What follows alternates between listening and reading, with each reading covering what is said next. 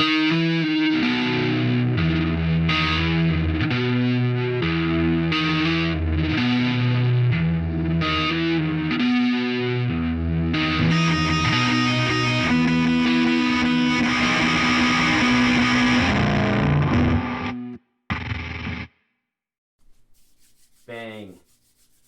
Hello, Internet. It's Andrew, and Mike. Again, we are back after some, what would you say, coronavirus-related delay. Yeah. Like the rest of the known universe. Yeah, the world's on fire outside, so, it took us a while to get our flame-retardant dungarees on and meet up so we could record an episode, so here we are. And we are recording an episode responsibly. We are 6 feet apart and we have masks on. We are not being ironic when we say that. Nope, not at all. I mean, I'm pretty sure that's Andrew over there. And, I sure as hell hope it is. It sure looks like his house. But I'm gonna be in trouble if it's not him. So yeah, if you're in my house and it's not me, you're in some real trouble. Yeah. So a lot of things have gone down just with what we've been doing, other than what's been going on in the world. Indeed. When last we chatted, which was right at the beginning of, right before everything got locked down. Yeah. Early March. Yeah, it was early March, yeah. It was the last one. And we were planning on doing a bunch of things, planning on building up a bunch of things, leveling up, as we've been saying. Yep. And in the intervening months, we have done that. We have indeed. We Patreon is happening. Yep. We actually have there's patrons on the Patreon. Excellent. We need more. We do need more. More. And, there is we've got this going. We've got the YouTube channel going for this. This podcast is on Spotify now. Yes, I did set that up. Set that up. We're hitting on all the channels. Yep. And latest thing that happened, aside from setting up a Discord so we could communicate with each other more regularly. It helps a lot. It's helped a lot already. Yes, it has. And the last thing we set up was our Gumroad for distribution, for yes. the paid distribution. So your options for getting Unnamed Journal right now are twofold. You can pay for it direct on the Gumroad. First issue is going to be out in July. Or subscribers to our Patreon get it with their subscription. That's just how that rolls. Yep. And so we did the things that we said we were going to do. We didn't set up a website because that was an expense. I mean, the world has been on fire outside. I mean, it was like website or fireproof dungarees, to do this episode. And I mean, we chose the dungarees, so here we are. We chose correctly. Yes. Yes, indeed. So we kind of have a new issue coming out, which is kind of a big deal for us. Yep. Because it's the first paid issue in a while. Yep. In several years. And I thought it would be a good idea to talk about what we decided to do with that. Mm-hmm. Because I know when I was writing my stuff for this issue, which is we're in the middle of our 5th volume. Yes. Because there's we do it quarterly, so we've got January, April, July, and October. Yep. And it's what we've been doing. And my brain just shorted out in the middle of that sentence. Why does that happen? It happens sometimes. I mean, the new issue is going to be out on the 15th of July. Right. And we both have our pieces that will be in the issue. I'm sharing a nostalgic story about a time my uncle, who is incredibly pro-squirrel, as in the little, tree rodents that run around and do cute little things with their forelimbs, decided to come to Thanksgiving at my house when I was in college. And my dad, at the time, was extremely anti-squirrel. So, hilarity ensued. So I wrote a story about that. I haven't read it yet, but I really want to. No, it's fun. I'm writing another piece that's a little more serious, but it's mostly just almost like a reflective essay. Because I realized at some point recently that I've been around a lot of bombings, and there's been a lot of bomb threats. Like my whole life, I kind of grew up with some some shenanigans, I guess, of the explosive nature. That's a Just way of putting it. Yeah. being an expat. So that was it was kind of weird, and I was like, this is kind of weird, and I don't think it's something that a lot of people here really have, and it's kind of caught up with us on this side of the pond a little bit. Hmm. But I thought, like, this has sort of been with me my whole life, so maybe I'll just write some thoughts about that. So That will be worth sharing. I got two pieces in this issue as well. I kind of have like wanted to write something that was reflective of the world being on fire for the last 2 months. So I did a fiction piece called The Papers, which is gonna kind of like bring everything in, like the whole lockdown mentality and the security mentality, and also some of the other things that have been going on, and that kind of like the individual confronting the new normal and the new reality is kind of what it's about. Kind of left a lot of things open for it, but I really enjoyed putting it together. And the other piece is advice on how to day drink. excellent. Get drunk to finish writing, because I need to find that voice, and I can't do it sober. So I don't know. I think this before the weekend's over, I'll probably hit that.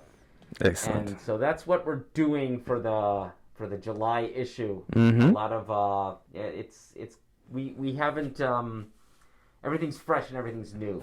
Yes, issue, which that's I think is good. it's brand new. When we're forced into the creativity, we come up with good stuff. There's no, I think we both agreed we didn't want to do anything in any worlds that we've been creating. No, Or yeah. serials or anything like that, because we both used UJ for that, and that's been great because we got some good. I got a novella out of it, you got a novel out of it, and I'm working on some other stuff as well. But for this one, I wanted to do something completely fresh, and we pulled that off, I think. No, I think so. This is actually a good segue. It reminds me that we're going to have the singles collection Right. available, and a lot of those are just it's what's on the tin. It's standalone stories, in a collected format. Yeah, I finished the layout on that just this past week. Excellent. And I was telling you earlier before we sat down to record how much I enjoyed reading some of the stuff that we've made, and that's covering like the second, third, and fourth volumes. Like we have an omnibus for the first issue from like 2016 to 2017. Yeah, we That's do. on Amazon. It's That still was, out like, there. our first run of stuff, but we never did that omnibus for year 2 or No, year 3 or year 4, and I think we kind of needed to wait for the point where we could do some differentiation, Mm-hmm. because like you said, this is just like all the singles collection is just a bunch of standalone stories. Like we're gonna create other collections for stories we've made and worlds that we've created that go together. Yeah. Like there's gonna be a drunk vampire hunter collection out soon. That'll be as soon fun. As I get like at least a few more stories written in it, because I love that guy. He's very entertaining. I do not get tired of writing him. He's really easy to get into that voice for some reason. But yeah, there's going to be a lot of collections coming out on the Gumroad over the course of the next 6 months. So Yep. we're very excited about doing that, because this is, it's not just for the sake of getting our stuff out to market, but also it's just another fun way to look back and reflect on all we've been doing for the last 3 or 4 years, all the things we have created as writers. It's very gratifying to look at, like, I did this and I wrote this, like putting together the singles collection. I got to reread Infinite Monkey Union, which is just one of the favorite It's hilarious. stories. It's so good. I loved that. I loved doing that. I was like, God, I really tried with this one. I like it. No, that one was really good. And we're putting all this out on the Gumroad to and trying to sell it, basically because some of that money we're trying to pool, essentially so we can pay folks that eventually want to submit their work. That is the big next step that's coming next, is when we open UJ up to submission. Yeah, because exactly. We're both struggling artists, and what you were saying earlier is that it's really important for artists to support artists. Absolutely. And to provide forums for other artists to like share their stuff. Like we've got a very specific idiom We do. to do with UJ at this point that's evolved. we like horror, we like fantasy, we like sci-fi, we like pulp, we like humor. That's our wheelhouse, and that's what we've been creating. And we need to create a. It's not just for us. We should create it so that other people can, have a space for their stuff and get that first publication, get that recognition that keeps them going. No, Absolutely. absolutely. Artists need that. Absolutely. And, I'll just say, like, watch the space. We will have, an announcement at some point for when we're ready for submissions. And, we'll be upfront about what we're going to pay. And, I think we're probably not even, it'll be like, first publication rights, then after that it reverts or something like that. Yeah. Like the thing. Yeah. So that'll, Pretty standard. yeah, so that'll be pretty straightforward. So that should be, please keep an ear out for that. Yeah, do.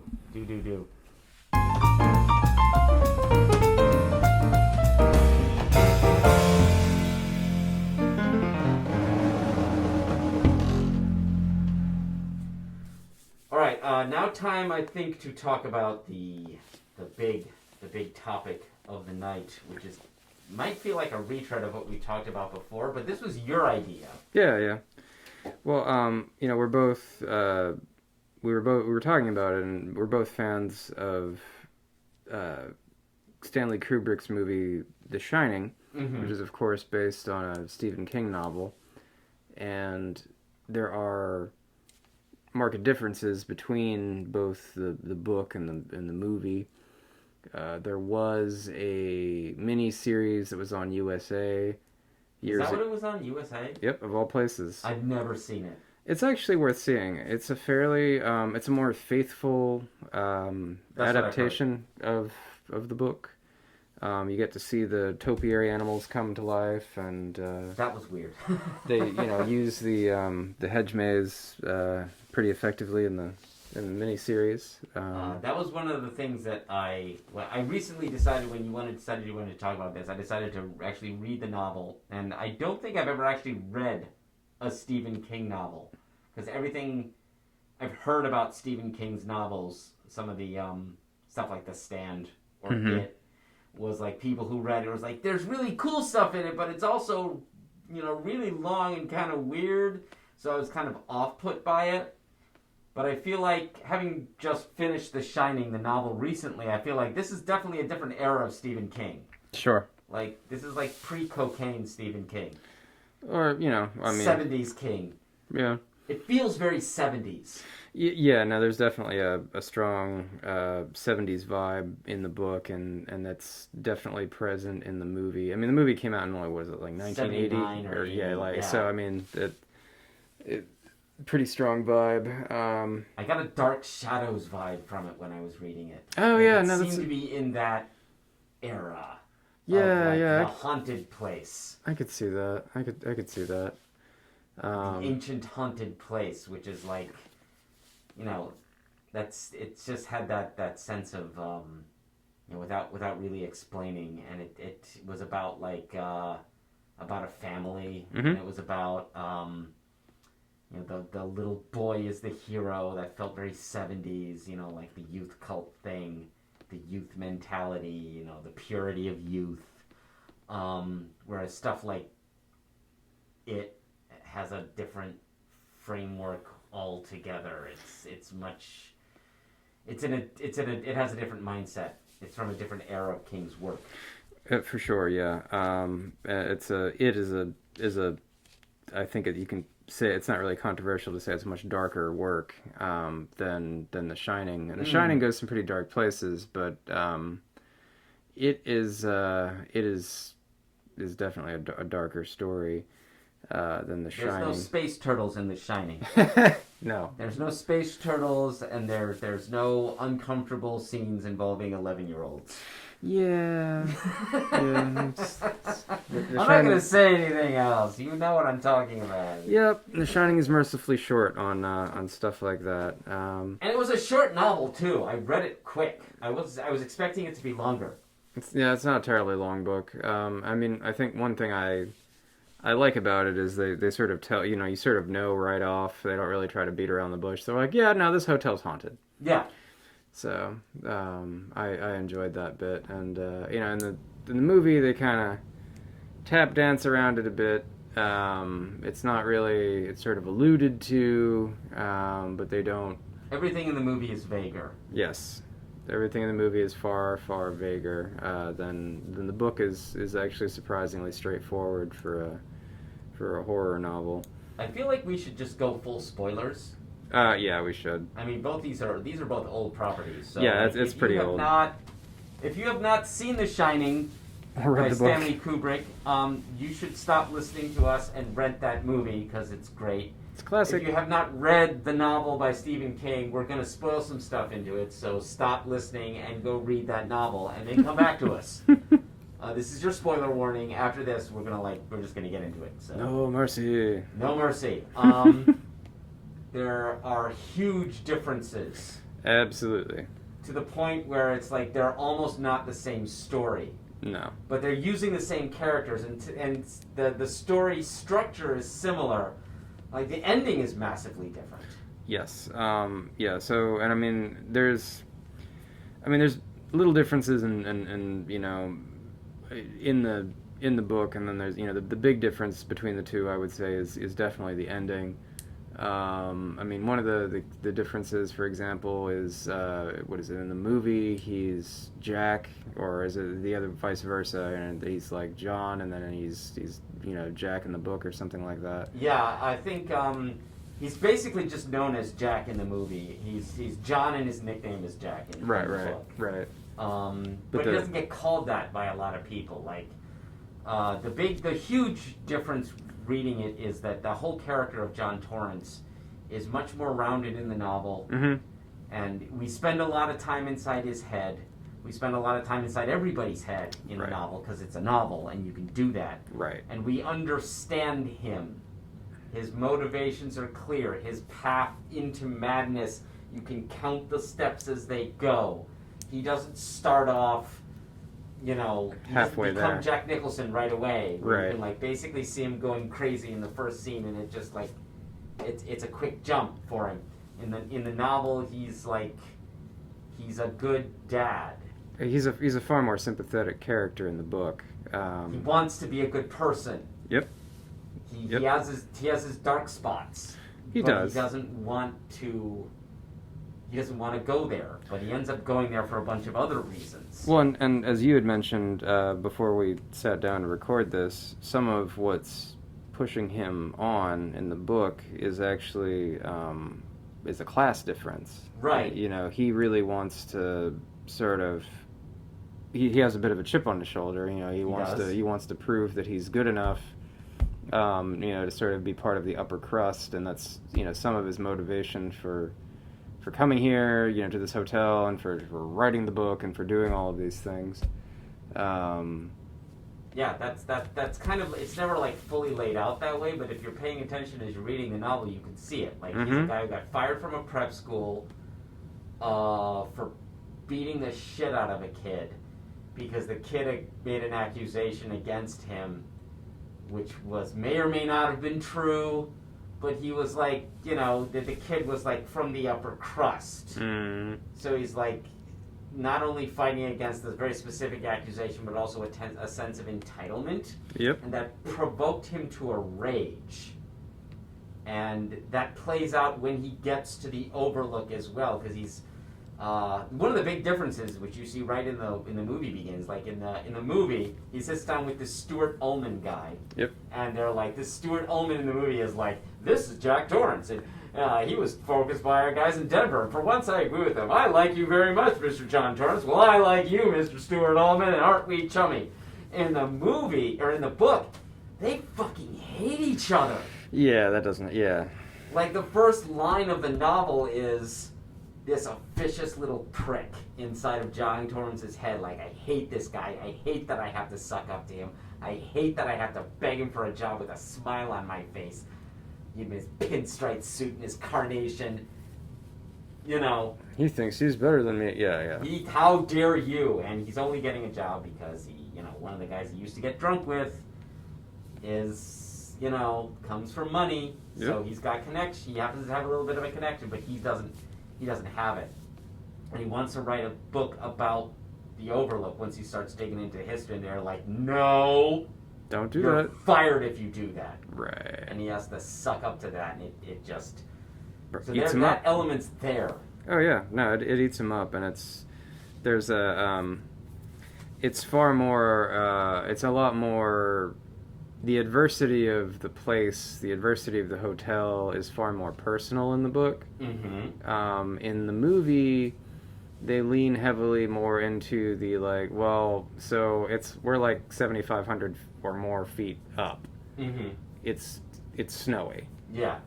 You've got 3 months of food in here because you're gonna need 3 months of food because there's no way to get anywhere for 3 months. You know, once the snow comes, you're locked out. Yep. And there's no wasp's nest in the movie. Yeah, that's also true. Like, that's a huge part of the novel and the reality of it, and like the framing of the Overlook as this nest of wasps is an important framing in the book rather, and in the movie it's just not there. No, it's not present. And I mean, and you know, conversely, there's a bunch of stuff that's really iconic about the movie that just isn't present in the book. A lot of people play with us, Danny. Yeah, the twins aren't.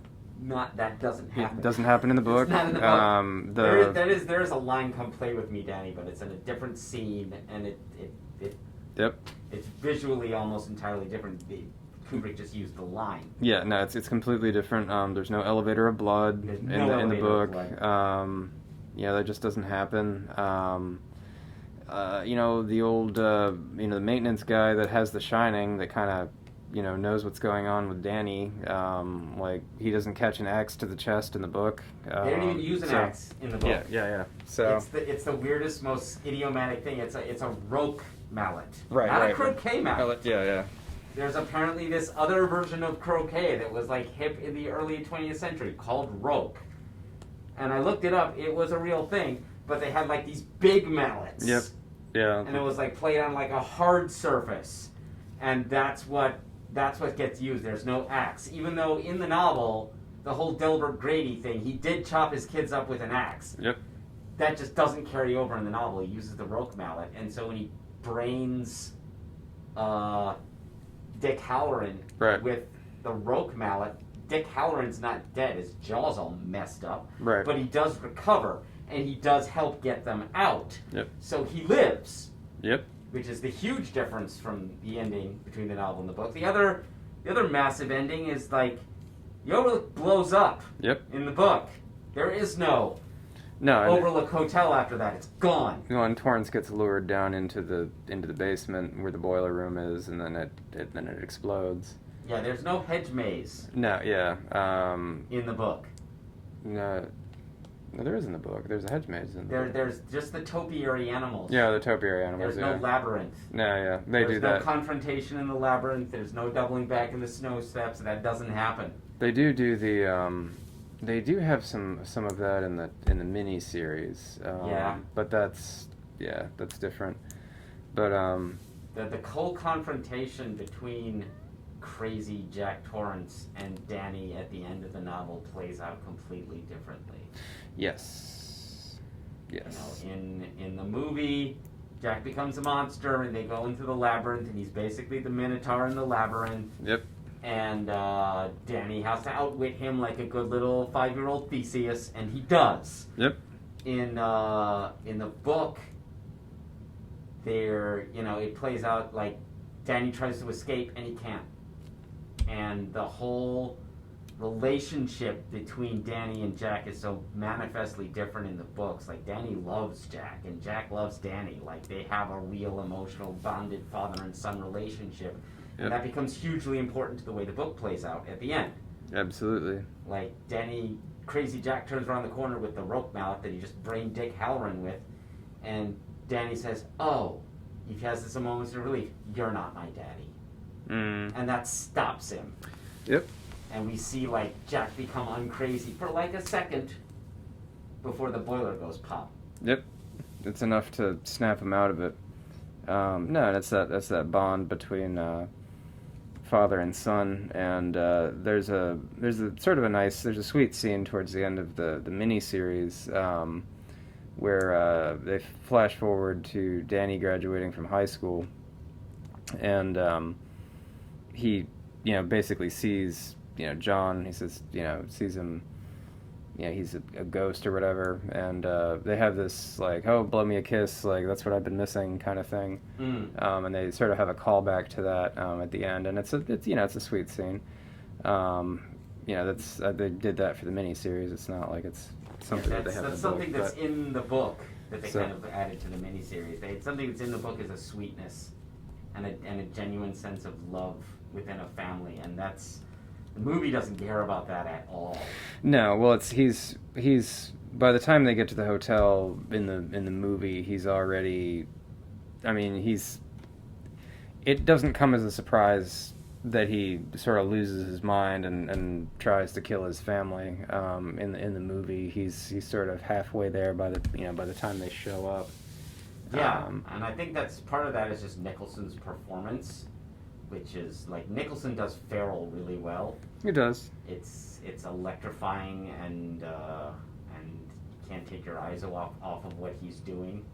Oh sure, no, I mean it was an iconic role for him, and I would I love that movie. I think it's a great movie, and I think that The Shining is a great book, but they're two very very different takes on the same material, and I can't think of her name at the moment, but the wife, who's played by Shelley Duvall in the movie, is Wendy, that's right, characterized very differently, right, in both the book and the movie. She's sort of plays like this battered woman, who's very shrinking and trying to just sort of stay out of the way, and to a certain extent in the movie, but in the book she's just a more rounded character. Yeah, everyone's more rounded in the book. And she, has more of, you see more of her, like the relationship with her and Jack. So yeah, I mean, you see the relationship. You understand why they got married. You understand what they mean to each other. You understand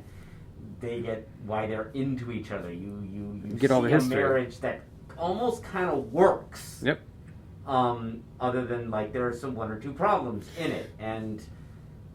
It would be. I found myself reading it, knowing perfectly well that it was going to end badly, but still, like I'm in their camp. I want this to work, but yep. Even though I knew it wasn't, and that's always the sign of good characterization, where yep. even if you know it, you feel it, and you want things to be good, even when you know they can't.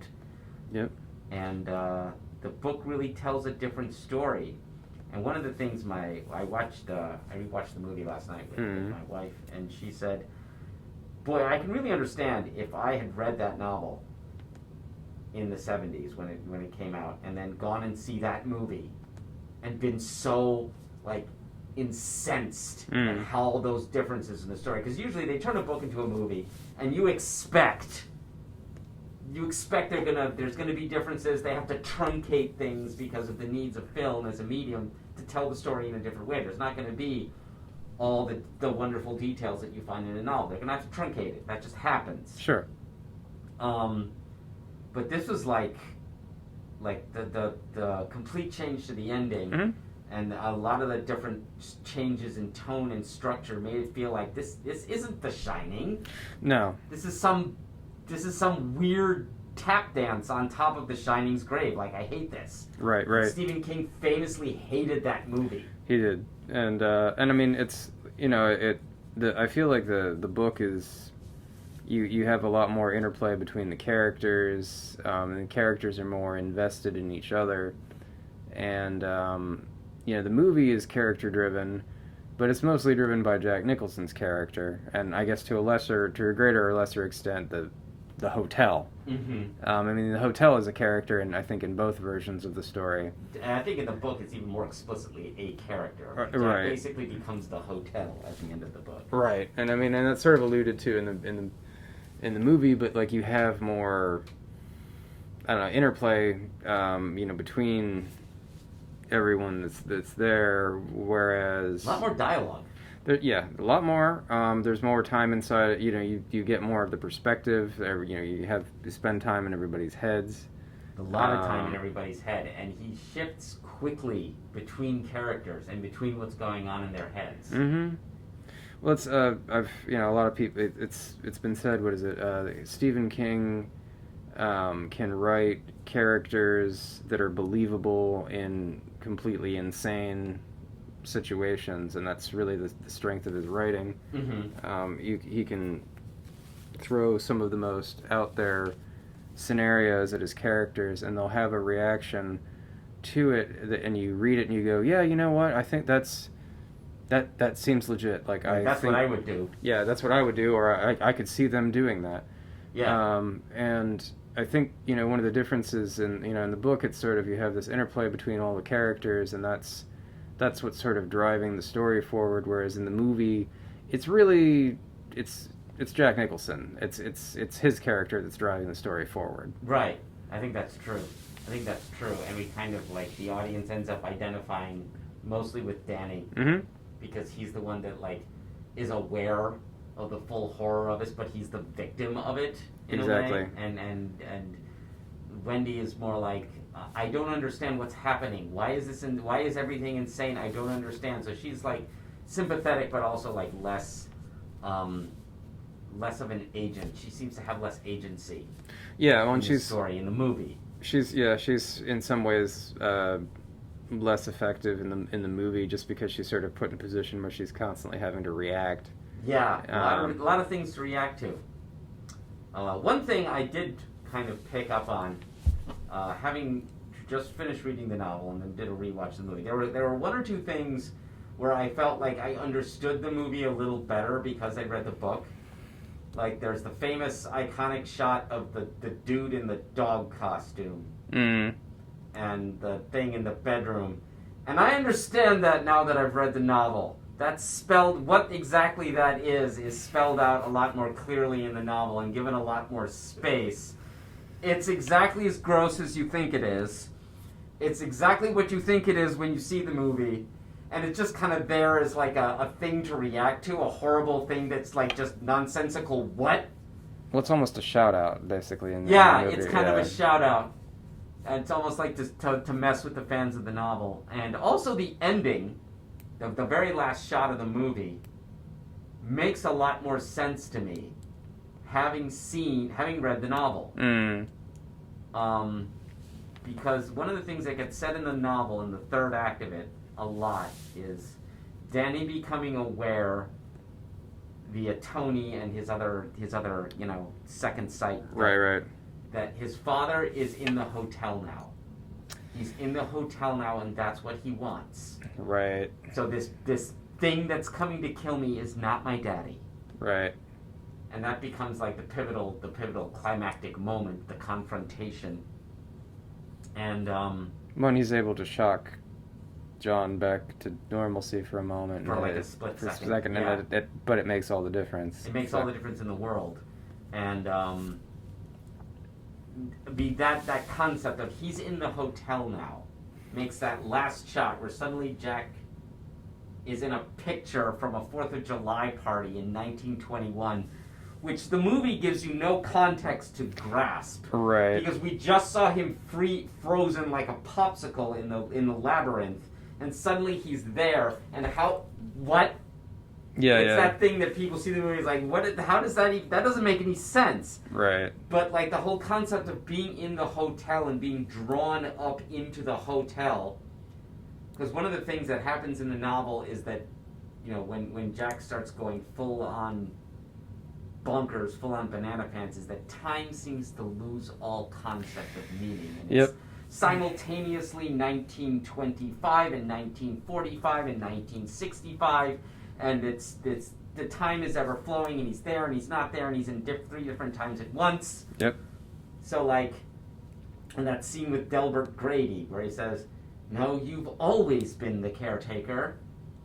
That's a line that makes no sense in any concept whatsoever, but the whole being drawn into the hotel as something that gets said explicitly a lot in the book makes that scene in the movie make more sense to me. Yeah.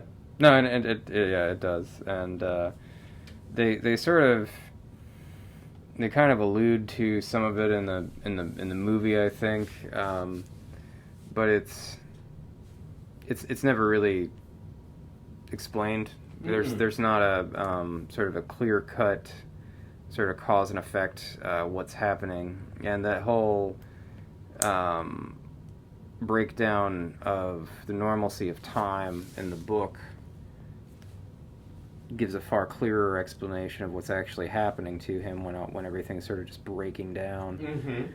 Mm-hmm. Yeah, no, I actually had the opportunity to go to the Stanley Hotel. Oh, right. Yeah, and it was fun.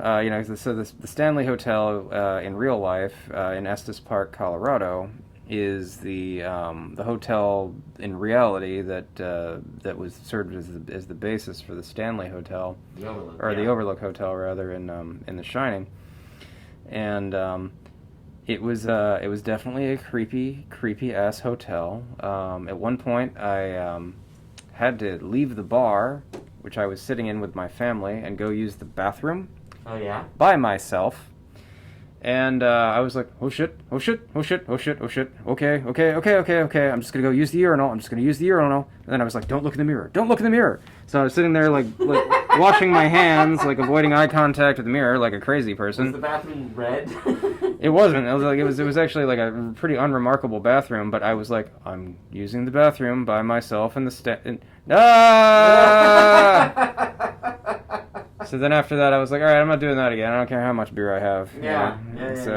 I went back and ordered a whiskey, and my parents looked at me sideways, but, it was fun. That was the right decision. That was the right call.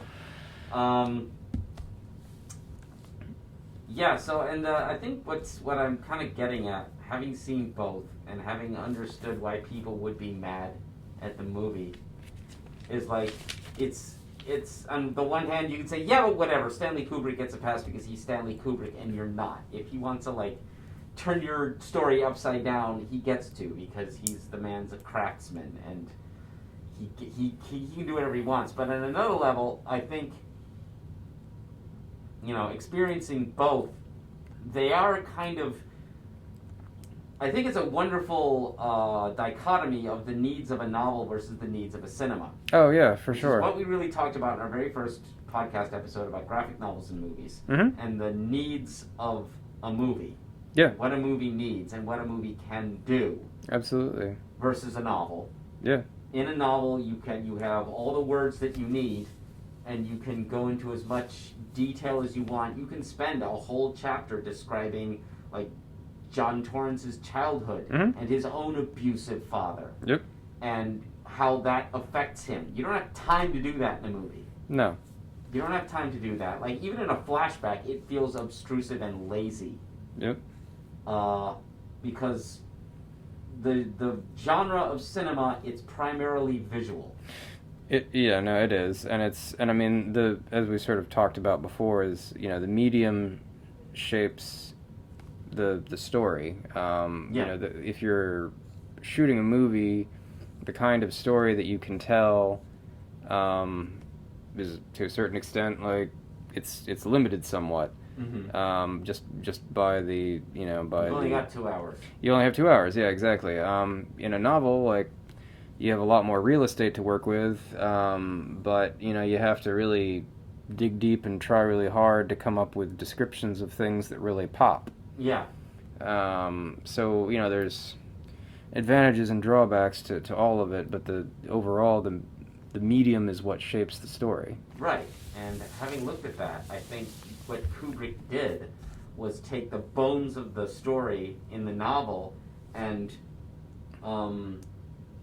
reshape it to make a movie that would be as compelling, or even more so if you want to argue with it, because the images of that novel are, as you said, like literally iconic, in the sense that they, some of those things, like, they have almost the shape and structure of what a Byzantine icon would look like in terms of the color of them. Like the blood in the elevator. Yep. And Yeah, it is actually very Byzantine. It's I very come to think of it. Byzantine, Yeah, and no. the "Come play with us, Danny," which Yeah. the first time I saw it, I'd never seen anything that was so monstrous as the image of those two little girls having been chopped to pieces Yep. and dead on the ground with their blood flowing out of their eyes. But that's like the way that Kubrick always structures his shots in like the wide flat shape. It almost looks like something you could there are Byzantine icons that have that much blood on them. Mm-hmm. Or if not Byzantine, then something Roman or something earlier. Like it's iconic is exactly the right word. It's one of the most overused words in our present day culture, but I think when it comes to that particular film, it fits. Oh, for sure. No, I think so. I agree. And, I do think it's worth pointing out that The Shining was actually a fairly popular book for when it for when it came out. So, I do think that the movie was probably, it was a bit divisive in a sense because it would not have been made if the book had not been so popular. Of course not. But then, people that were big fans of the book were like, well, Why did you do all these things and make it different? why did you do this? But I think that the movie works, and I like that version of the story.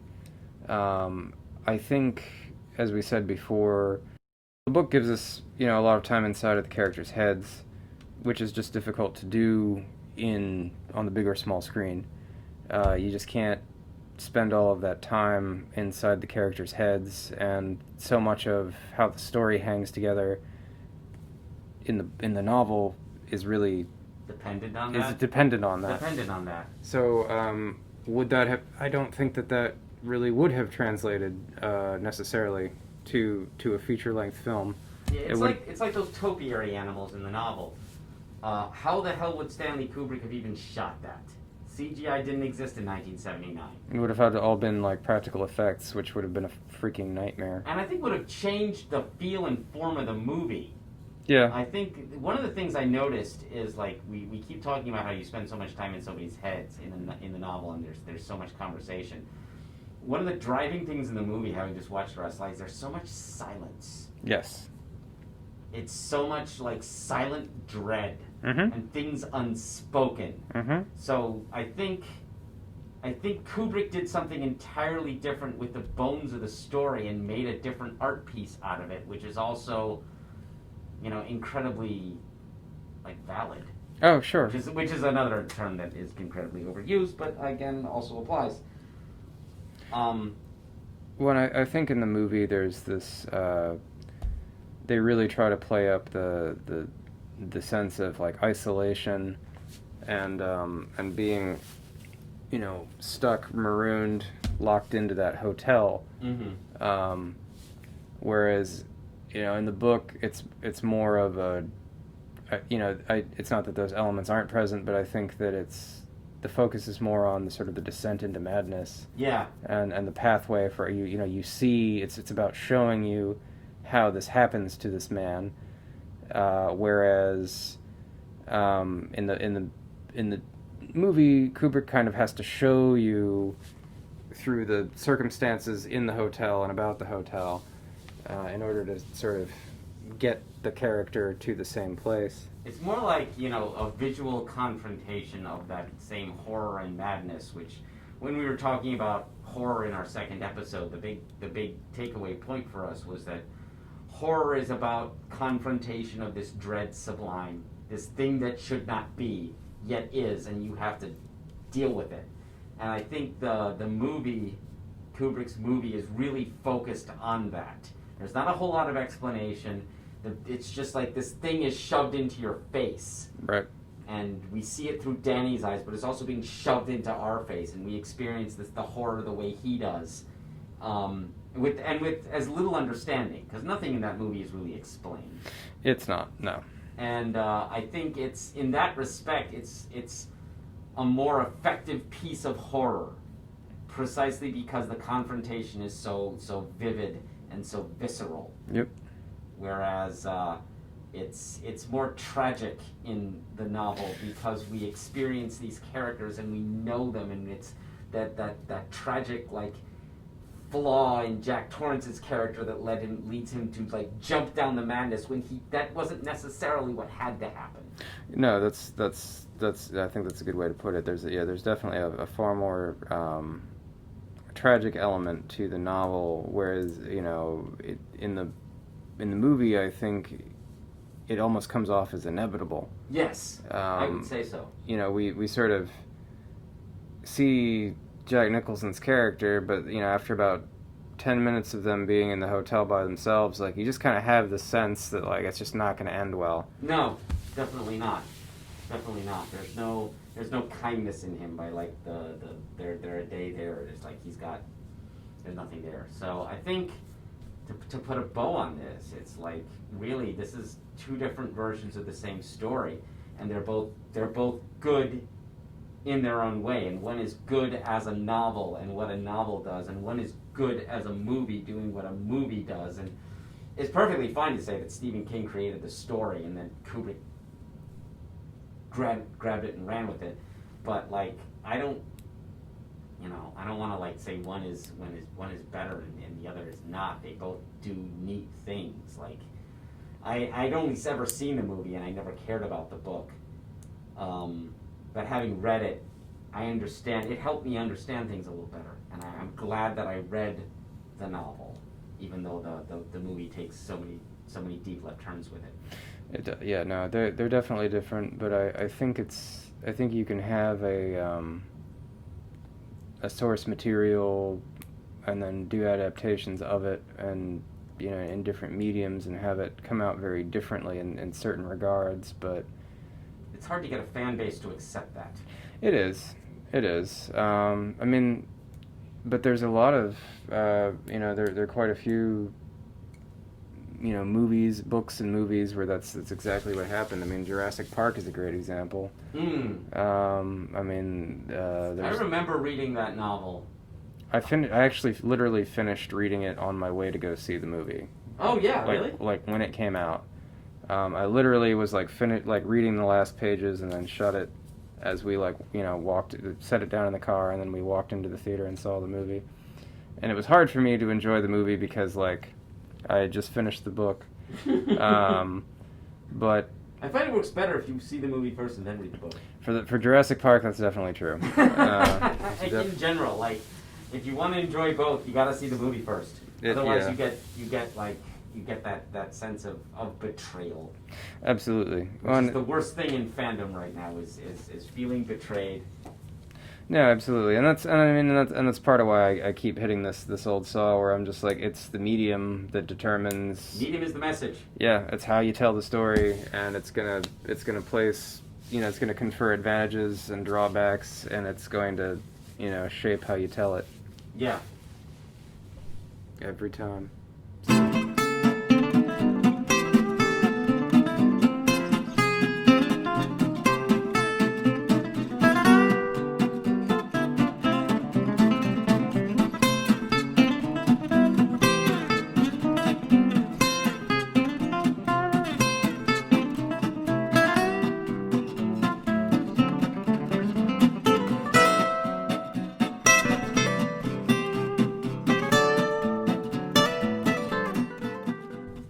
All right, we hit that point where we put a bow on things, and since we're down here in my basement with masks on, we can't drink.